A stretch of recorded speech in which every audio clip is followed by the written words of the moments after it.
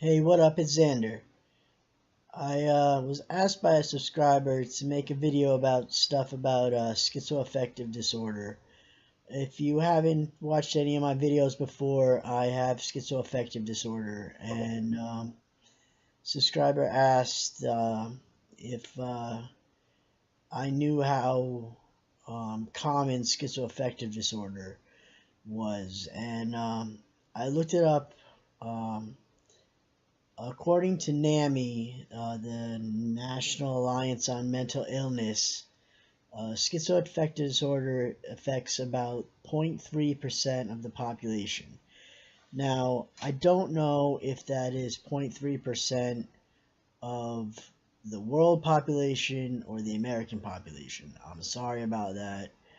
Um, I'm assuming it's the world, or national is American.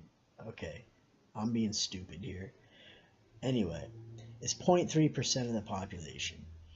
The other part of that question was also what medications have been helpful to me in treatment of my schizoaffective disorder. Um, well, problem here with my treatment is I've been on medication for over 20 years, 25 years, something like that.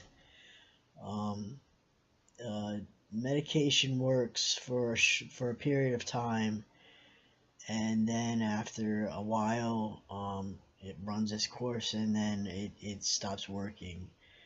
It could be 6 months, it could be 3 years, um, but it just stops working after a while. But um, right now, the only approved medication, FDA approved medication for schizoaffective disorder is called Invega.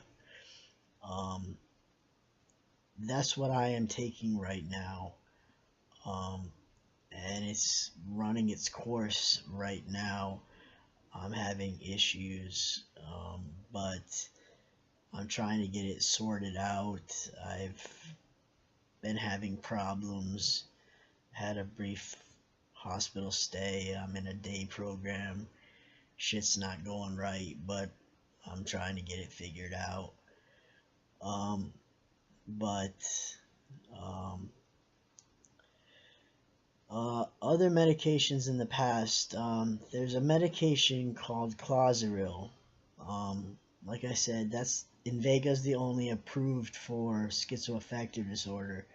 But Clozaril is a medication that's used for schizophrenia, which schizoaffective and schizophrenia are quite similar. Um, like schizoaffective has mood symptoms as well, and schizophrenia doesn't, but they're very similar. And so, but Clozaril requires weekly blood draws for a good 6 months because it can lower your white blood cell count. So I was on that for quite a while, many years ago, and that worked for a while. It was very good um, years ago, many years ago, and I liked it except for the blood work. Um, but I tried it. I'd say 8 months ago again, and it didn't have the same effect. It didn't work real well, and it has a problem. It causes very excessive drooling when you sleep. My fiance said it sounded like I was choking in my sleep because I was drooling so much, and it was just my pillow was soaked, and it was just terrible. And there's nothing there's no medication for that side effect. There's nothing you can do for it, and it was just, and it wasn't working for the hallucinations or anything. Um, So it wasn't worth it in the long run for me to stay on that medication with the weekly blood draws and the excessive drooling, and it just, with those three things combined, it just, I had to get off it. Um, so that's a newer medication. Um, there are many medications out there for schizophrenia um, that they use for schizoaffective disorder.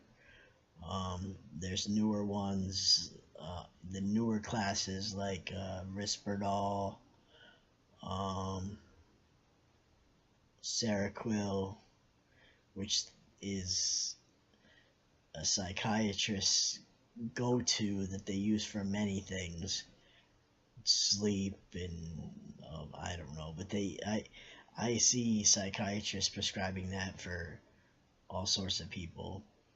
Um, but um, I don't know.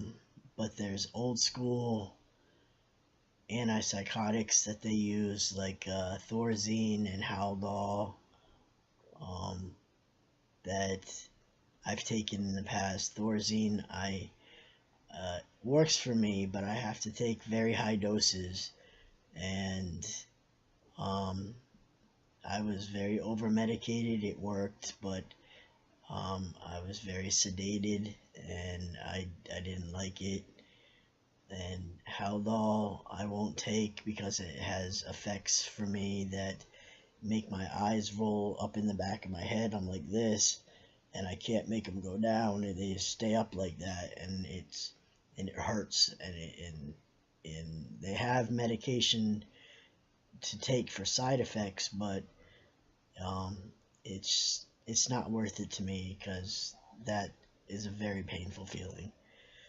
So those are there are there are many medications out there.